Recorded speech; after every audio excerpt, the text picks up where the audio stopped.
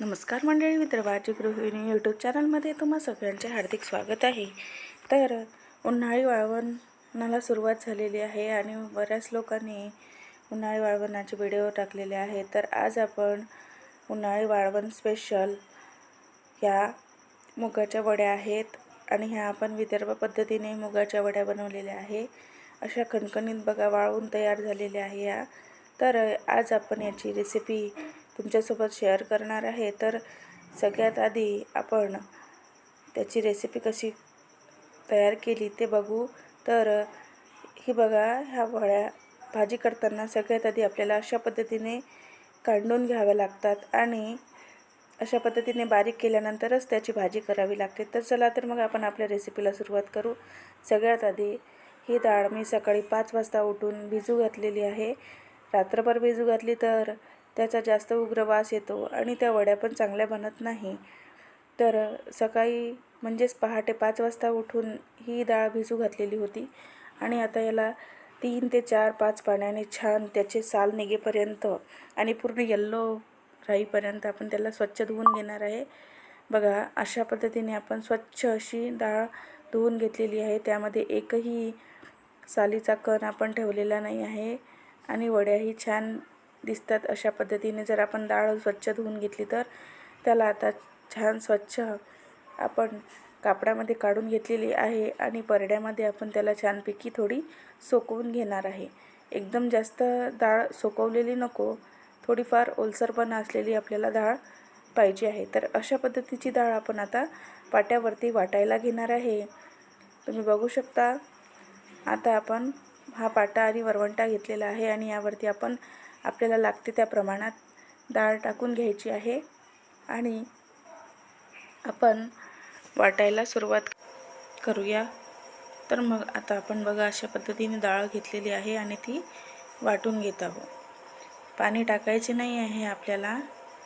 कोरडी डाळ आपल्याला ज्या पद्धतीने वाटून घेता येईल त्या पद्धतीने आपल्याला वाटून घ्यायची आहे, कारण डाळ वाटताना जर पाणी घातलं तर होईल आणि पाणेरी असल्यामुळे वड्या आपल्याला चांगल्या पद्धतीने घालता येणार नाही। तर आपल्याला अशीने छानपैकी ही डाळ अशी वाटून घ्यायची आहे। तुम्हाला जर अशी वाटायला त्रास होत असेल तर थोडी मिक्सरच्या पॉटमध्ये आधी फिरवून घ्यायची आणि नंतर मग पाट्यावरती वाटायला घ्यायची। अशा पद्धतीने डाळ ही चांगल्या पद्धतीने वाटल्या जाते आणि तुम्हाला जास्त त्रास पण होणार नाही। तर अशा पद्धतीने बघा, 1 ते 2 वेळा आपल्याला ही पाट्यावरती छान अशा पद्धतीने वाटून घ्यावी लागते। त्यामुळे त्यामधील जे काही जाडे मोठे डाळीचे कण असतील ते छानपैकी वाटल्या जाईल। बघा, तुम्ही बघू शकता, आपण अशा पद्धतीने डाळ वाटून घेतलेली आहे आणि अशा पद्धतीने सगळी डाळ वाटून घ्यायची आहे। तर मी अशा पद्धतीने सगळी डाळ वाटून घेतली आणि बघा, अशा परड्यावरती एखादा पॉलिथिन पेपर टाकून अशा पद्धतीने आपल्याला वड्या घालायच्या आहे। मी तुम्हाला मुद्दामच ह्या जास्त वड्या घातलेल्या दाखवल्या, कारण अशा पद्धतीने घातलेल्या वड्या दिसतात। बघा, अशा आपल्या पिवळ्या छानपैकी वड्या तयार करत आहोत।